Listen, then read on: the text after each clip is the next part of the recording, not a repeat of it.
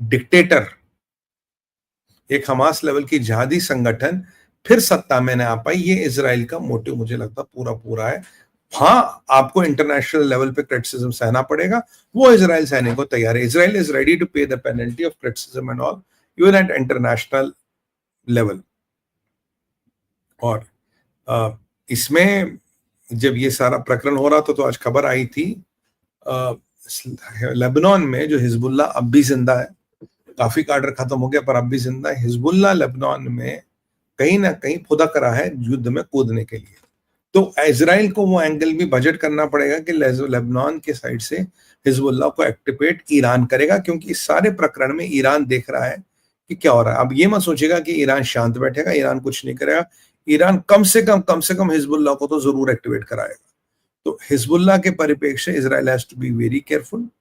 और जहां तक मुझे लग रहा है, इतना आगे आने के बाद बेंजामिन नेतन्याहू पीछे नहीं जाना चाहते।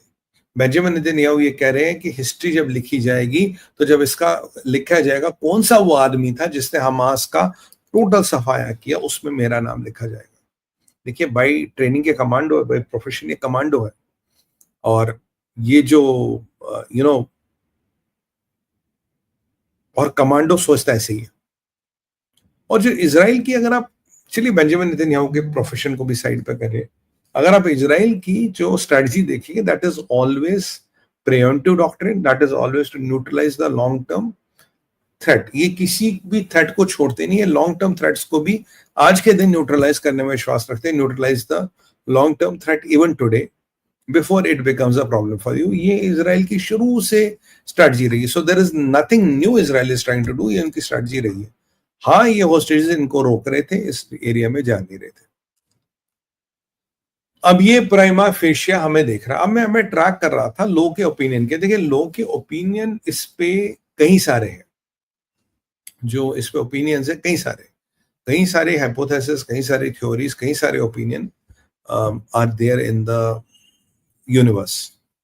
पहला, और क्या बताऊं, अब पहला हाइपोथेसिस ये है, पहला ओपिनियन लोग का ये है कि भाई देखो, hostages are already dead. Unfortunately, hostages are already dead. Benjamin Netanyahu knows it, but he wants to go and complete the war. कहता हमास को पूरा खत्म करना कि अब हमारे होस्टेजेस ऑलरेडी मर गई हैं, अब पूरा वॉर, पूरा 100% सफाया हमास का करना ही है। दूसरी बात है कि ट्रंप का इंटरेस्ट गाजा में है।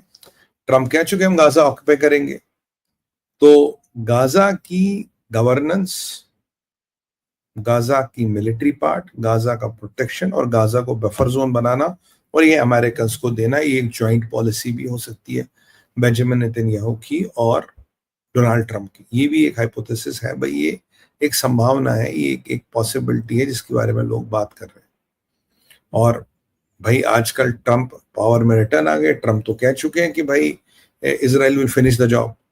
तो एक ये माना जाता कि इजराइल को एक ग्रीन लाइट दिया ट्रंप ने कि आप जाके ये जो बचा कुचा काम है इसको निपटा दो। तो मतलब ये एक जो बच्ची कुछ सफाई रहती है, इसको भी जाके आपको निपटाना है।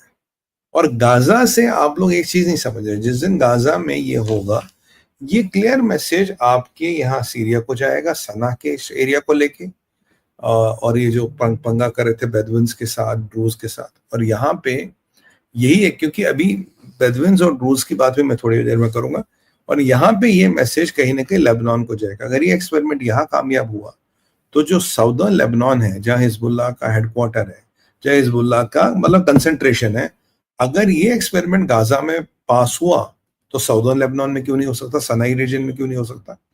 सनाई, मैं आपको बाय द वे सीरिया की बात कहूं, सीरिया में कल परिस्थितियां थोड़ी हॉट अप हो गई थी।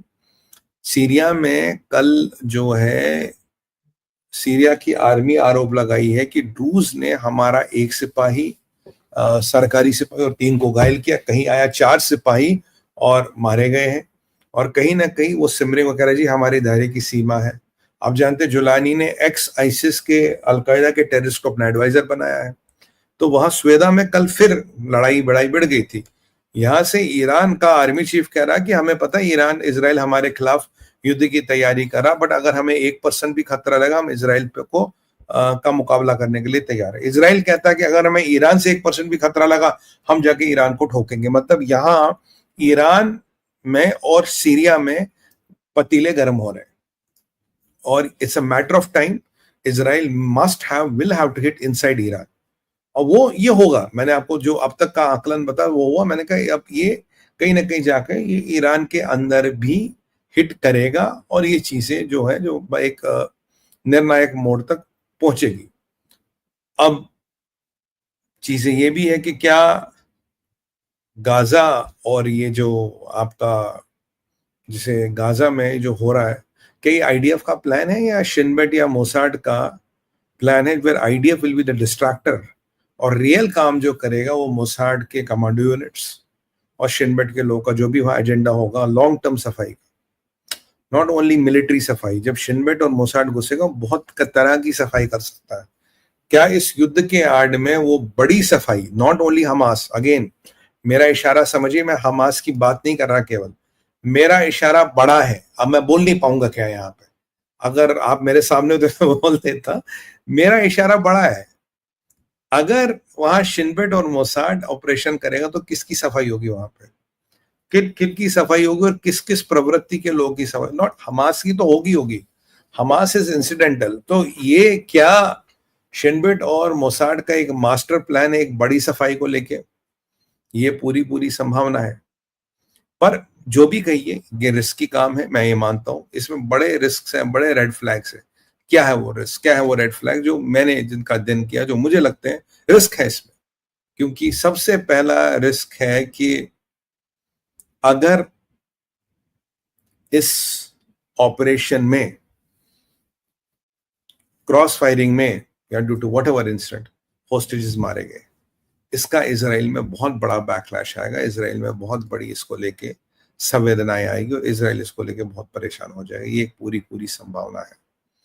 और आपने गाजा में अब जा रहे हो, ह्यूमैनिटेरियन क्राइसिस है, हालत खराब है।